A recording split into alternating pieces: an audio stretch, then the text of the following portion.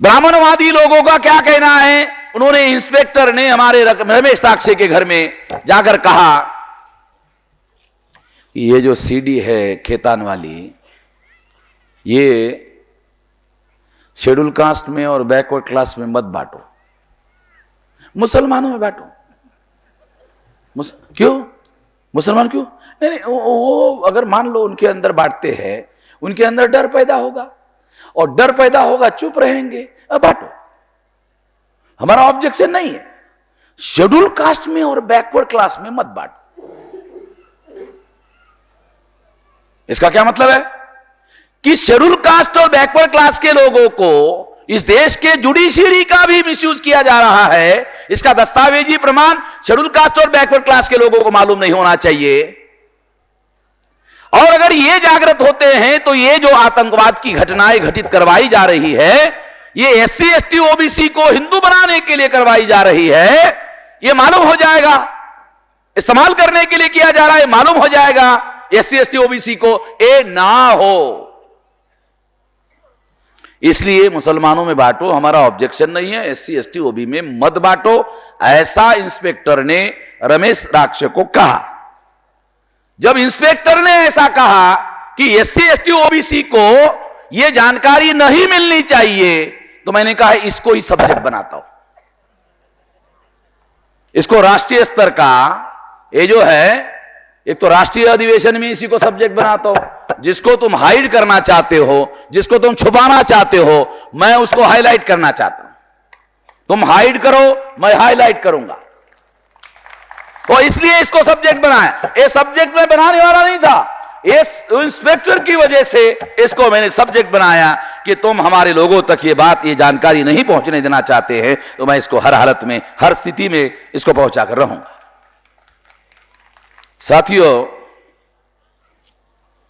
अगले साल इसका राष्ट्रीय स्तर का एक बहुत बड़ा अभियान भी चलाया जाएगा।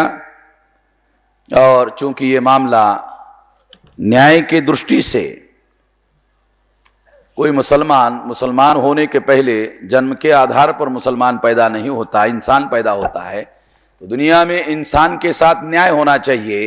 इंसान चाहे कोई भी हो और किसी के आधार पर उसके साथ भेदभाव नहीं होना चाहिए। जो संविधान में सिद्धांत लिखा हुआ है, हम उसके कायल हैं, हम उसके समर्थक हैं।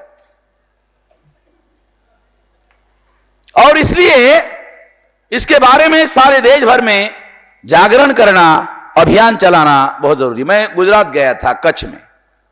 हमारे मुफ्ती साहब भी हमारे कार्यक्रम में थे। तो वहां के ब्राह्मणों ने, 20-25 ब्राह्मणों ने मेरे खिलाफ में कंप्लेंट लिख कर दिया। वो आरएसएस के लोग थे। कंप्लेंट लिख कर दिया जिलाधिकारी को, पुलिस वालों को, कि वामन मेश्राम को इस इलाके में बोलने ना दिया जाए, बोलने पर पाबंदी लगाई जाए। मेरे खिलाफ में उन्होंने कंप्लेंट किया। तो हम लोगों ने उनके बीच में एक आदमी रख दिया था, क्योंकि हम लोग भी सीख रहे ब्राह्मणों से। ब्राह्मण लोगों से, मैं ब्राह्मणों को इसके बारे में गुरु मानता हूं। हाँ, मानना चाहिए। जो भी अच्छी चीजें हैं हर जगह से सीखना चाहिए। आदमी को पूर्वाग्रही नहीं होना चाहिए। हमने उनके अंदर एक आदमी रख दिया, तो उनके हां में हां मिलाने वाला था हमारा आदमी। वो भी जानते थे कि ये आदमी शेड्यूल कास्ट का है, मगर उनके बातों से सहमत है।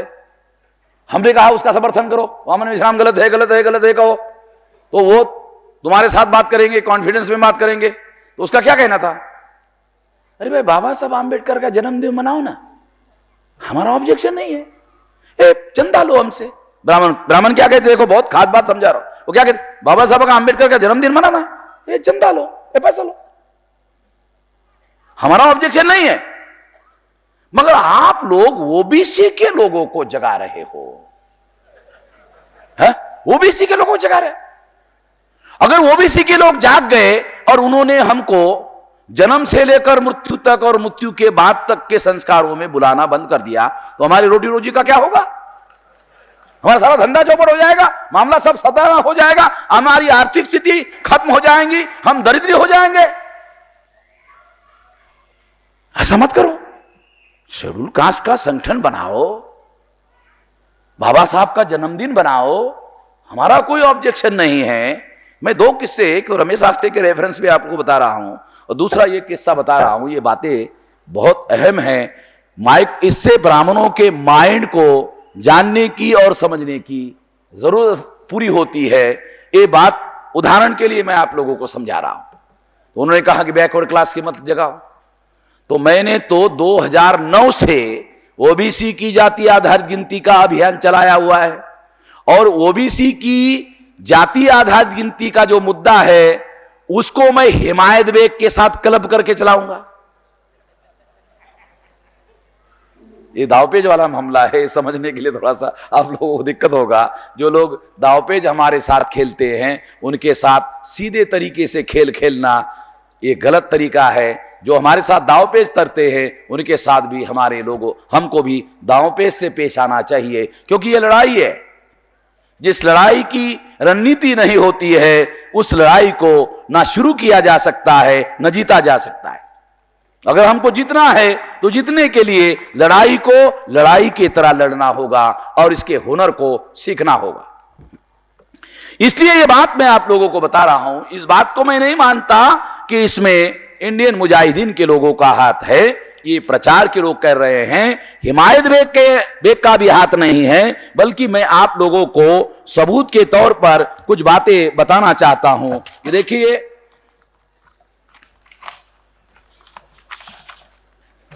इतने सारे दस्तावेजी एविडेंस जो है नाम के साथ मेरे पास में, इनके सबूत है। आरएसएस के लोगों ने 17 जगह पर बम ब्लास्ट करवाया, 17 जगह पर बम ब्लास्ट करवाया और इसमें आरएसएस के लोगों को पकड़ा गया, नाम के साथ में लोगों को अरेस्ट किया गया।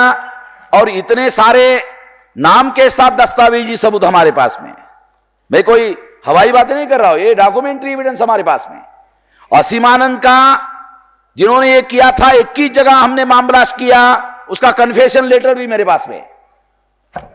और अभी पटना में और गया में जो बम ब्लास्ट करवाया गया, वो बम ब्लास्ट में आरएसएस के ही लोग शामिल है, फोटोग्राफ के साथ में मेरे पास एविडेंस है। ये दूसरे एविडेंस है, ये 4 एविडेंस है, फोटोग्राफ के साथ में एविडेंस है। और इनके नाम है गोपाल, पवन कुमार, विकास, गणेश, सारे आरएसएस के लोग हैं। और ये लोग जो है आईएसआई से पैसा लेते हैं, पैसा आईएसआई से लेते हैं और बम ब्लास्ट करवाते हैं और अखबार में इंडियन मुजाहिदीन का नाम आता है। ये देखिए फोटोग्राफ के साथ में, ये फोटोग्राफ के साथ में है। तो ऐसे बहुत सारी बातें हैं, बहुत सारे केसेस है। पटना का भी है और गया का विशेष रेफरेंस है कि गया बुद्धिस्ट सेंटर है। अगर वहां बताया जाए कि मुसलमानों ने अटैक किया तो भारत में हिंदू मुसलमान के साथ साथ मुसलमान और बुद्धिस्ट का भी मामला चल रहा है, उसको भी इसमें शामिल करवाया जाए, ये बात योजना बनाकर की जा रही है। ये बात जब ये घटना घटित हुई और ऐसा प्रोपेगेंडा शुरू हुआ तो मैंने तुरंत लोगों को इस बात को समझाने की कोशिश की कि ये निश्चित रूप से योजना बनाकर किया जा रहा है। तो ये बात लोगों के नाम जो है तुरंत सामने आ गए। इवन गया में जिन लोगों को पकड़ा गया उसमें लोगों के नाम के साथ में ये बातें सामने आई है। और इसमें जो नाम आया है गया के, इसमें शायद अरूप ब्रह्मचारी, ये भी ब्राह्मण आदमी है, बंगाली ब्राह्मण है, जैसे असीमानंद था। तो इस तरह से ये सारे एविडेंसेस है और ये सारे एविडेंसेस हमारे पास में दस्तावेजी रखे हुए हैं। ये सारे एविडेंस इस बात को सिद्ध करते हैं कि आतंकवाद की जो घटनाएं हैं वो करवाई जा रही है और ये करवाने का काम इस देश का शासक वर्ग ब्राह्मण कर रहा है। आतंकवाद शासक वर्ग के मदद के बगैर हो नहीं सकता, ऐसा इंटरनेशनल रिसर्च है। इंटरनेशनल रिसर्च ये है कि जब तक शासक वर्ग उसमें शामिल नहीं होता, क्योंकि आरडीएक्स का मटेरियल चाहिए, वो सैयबल सरकार के पास होता है। अगर हाई कोर्ट में बचाना है तो सरकार बचा सकती है, अगर पुलिस से अरेस्ट नहीं करवाना है तो सरकार कर सकती है, अगर झूठे एविडेंसेस क्रिएट करने हैं तो सरकार कर सकती है, अगर लोगों को जो इनोसेंट है उसको पकड़कर जबरदस्ती पिटवाकर कोर्ट में उसके हाथ से लिखा हुआ कन्फेशन लेटर सबूत के तौर पर पेश किया जाता है और सबूत के तौर पर इसके अलावा कोई सबूत नहीं है, केवल कन्फेशन है। भारत के संविधान में यह लिखा हुआ है कि जिसके खिलाफ आरोप है उसको गवाह नहीं बनाया जा सकता, उसके खिलाफ प्रजा साहब है चैप्टर नंबर 3 आर्टिकल 13 में शायद ये प्रोविजन है कि किसी व्यक्ति को जिसके खिलाफ आरोप है उसी को उसके खिलाफ में गवाह नहीं बनाया जा सकता। ये नेचुरल जस्टिस जो है उसके खिलाफ है, ये राइट टू लिव के भी खिलाफ है, ये उसके मौलिक स्वतंत्रता का जो अधिकार है उसके भी खिलाफ है। तो ये सारा का सारा संविधान के विरोध में, सारा कानून के विरोध में, लॉ ऑफ द लैंड के विरोध में सारा काम चल रहा है। और ये करने वाले जो लोग हैं शासक वर्ग ब्राह्मण है। तो मैं आप लोगों को सवाल पूछना चाहता हूं, आप लोगों के सामने सवाल पूछकर एक मां जानकारी देना चाहता हूं कि ब्राह्मण जिसके हाथ में पॉलिटिकल पावर है, जिसके हाथ में एग्जीक्यूटिव पावर है, जिसके हाथ में जुडिशियल पावर है, जिसके हाथ में मीडिया का पावर है, लोकतंत्र के सारे पावर उनके नियंत्रण में है, मिलिट्री उनके नियंत्रण में है, गवर्नर उनके नियंत्रण में है, सेक्रेटरीट उनके नियंत्रण में है, एजुकेशन उनके नियंत्रण में है, डिपार्टमेंटल हेड उनके नियंत्रण में है, सारी पावर उनके नियंत्रण में है। ब्राह्मण भारत का शासक वर्ग है, फिर ब्राह्मण भारत में आतंकवाद की घटनाओं को क्यों घटित करवा रहा है? यह है सबसे बड़ा सवाल। जब सारी की सारी सत्ताएं उनके नियंत्रण में, सब कुछ उनके नियंत्रण में अगर है, तो आखिरकार ब्राह्मण ऐसी घटनाओं को अंजाम देने का काम क्यों कर रहा है? यह लीडिंग क्वेश्चन, और इसका जवाब दिया जाना बहुत ज्यादा जरूरी है। तभी हम लोगों को बात समझ में आएगी। ब्राह्मण जब आतंकवाद की घटनाओं को घटित करवाता है तो इतना ही नहीं करता है, वो आतंकवाद की घटनाओं को घटित करवाता है, फिर उसके बाद में प्रोपेगेंडा शुरू करता है कि इसमें इंडियन मुजाहिदीन का हाथ है। केवल मुजाहिदीन का हाथ नहीं है, बल्कि इंडियन मुजाहिदीन का। इंडियन मुजाहिदीन का मतलब है भारत के मुसलमान का हाथ है। अगर केवल मुजाहिदीन कहो तो भारत का मुसलमान ऐसा शब्द प्रयोग उसमें शामिल नहीं किया जा सकता। तो इसलिए कॉन्शियसली कॉइन किया गया शब्द है इंडियन मुजाहिदीन। अगर भारत का मुसलमान यह आतंकवाद की घटना घटित करवा रहा है तो भारत के एससी एसटी ओबीसी के ऊपर प्रतिक्रिया निर्माण करने का इसके पीछे षड्यंत्र है। ये जैसे ही ये खबर छपकर आती है कि इसमें इंडियन मुजाहिदीन का हाथ है, तो एससी एसटी ओबीसी का आदमी टीवी पर देख रहा है, एससी एसटी ओबीसी का आदमी अखबार में पढ़ रहा है, और जैसे ही पढ़ता है इंडियन मुजाहिदीन का हाथ है तो एससी एसटी ओबीसी के दिमाग पर प्रतिक्रिया होती है कि इसमें मुसलमान शामिल है। जैसे ही एससी एसटी ओबीसी के लोगों को पता चलता है कि इसमें मुसलमान शामिल है, उसकी पहली स्पॉन्टेनियस प्रतिक्रिया वो मुस्लिम विरोधी हो जाता है। और जितना ज्यादा मुस्लिम विरोधी हो जाता है उतना ज्यादा हिंदू हो जाता है। जितना ज्यादा हिंदू हो जाता है तो वो ज्यादा से ज्यादा आरएसएस और संघ परिवार की तरफ स्लिप हो जाता है। मैं तो हमेशा कहता हूं कि ब्राह्मण जिस तरह से, मान लो उदाहरण, इस्लाम मसावात को मानता है, समानता को मानता है, तो इस्लाम का प्रचार करके नॉन मुस्लिम को मुसलमान बनाया जा सकता है, बनाया जा रहा है। क्यों? क्योंकि इस्लाम में मसावात एक सिद्धांत है और यह बहुत बड़ा सिद्धांत है। मसावात का मतलब है इक्वलिटी। तो कोई भी मुसलमान इस बात का प्रचार करके कि इस्लाम में मसावात है, इक्वलिटी है, और इस वजह से प्रचार करके वो कह सकता है नॉन मुस्लिम को कि आप हमारे धर्म में आ जाओ, आपको बराबरी का अधिकार देगा। ब्राह्मण धर्म में प्रचार करके किसी को ब्राह्मण नहीं बनाया जा सकता। ब्राह्मण धर्म में किसी को अगर हिंदू के धर्म के आधार पर बताया जाए तो हिंदू नहीं बनाया जा सकता। क्यों क्यों नहीं बनाया जा सकता? क्योंकि ब्राह्मण धर्म गैर बराबरी पर खड़ा है, जातिवाद पर खड़ा है, ऊंच नीच पर खड़ा है, अस्पृश्यता के भेदभाव पर खड़ा है, पवित्र अपवित्रता पर खड़ा हुआ है, आदिवासी के सेग्रीगेशन पर खड़ा है और स्त्री दासता पर खड़ा है। इसलिए ब्राह्मण प्रचार करके किसी को भी हिंदू नहीं बना सकता। वो ये नहीं कह सकता भाई शेड्यूल कास्ट के लोगों, शेड्यूल ट्राइब के लोगों, ओबीसी के लोगों आ जाओ। बोलेगा क्यों? नहीं, हम अंदर, आप अंदर आएंगे तो आपको नीच बनाएंगे ना, हम आपको हम नीच बनाएंगे। अब बाहर हैं तो हम आपको 2 लात मारते, अंदर आएंगे तो 4 लात मारेंगे।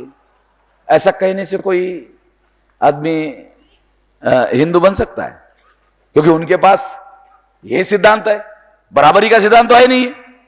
इसलिए ब्राह्मण धर्म जो है ये ओरिजिनल नाम है हिंदू का। हिंदू शब्द जो है ये मैंने बता दिया है कि ये हिंदू जो शब्द है ये संस्कृत का नहीं है, हिंदी का नहीं है, ये पर्शियन या दूसरी भाषा का शब्द है और संस्कृत में ये शब्द कहीं पर भी अवेलेबल नहीं है। इसलिए ये धर्म जो है ये हिंदू धर्म नहीं है, ये ब्राह्मण धर्म है, ये वैदिक धर्म है, ब्राह्मण धर्म है, वर्ण धर्म है, श्रुति धर्म है, स्मृति धर्म है और ये गैर बराबरी पर खड़ा है। इसलिए प्रचार करके किसी को हिंदू नहीं बनाया जा सकता जैसा मुसलमानों को बनाया जा सकता। फिर ब्राह्मण 3.5% है और 3.5% ब्राह्मण 3.5% वोटों के आधार पर ग्राम पंचायत का सदस्य भी नहीं बन सकता, नगर पालिका का कारपोरेटर नहीं बन सकता, महानगर पालिका का कारपोरेटर नहीं बन सकता, पंचायत और जिला पंचायत का सदस्य नहीं बन सकता। तो देश की पंचायत का एमपी कैसे बनेगा? और देश की पंचायत का एमपी नहीं बनेगा और एमपीओ का बहुमत नहीं होगा तो पीएम कहां से बनेगा? और अगर पीएम नहीं बनेगा तो देश की सत्ता पर नियंत्रण कैसे करेगा? और देश की सत्ता पर नियंत्रण नहीं हुआ तो फिर देश के अंदर जो वर्चस्व ब्राह्मणों का निर्माण करना है वो कैसे होगा? नहीं हो सकता।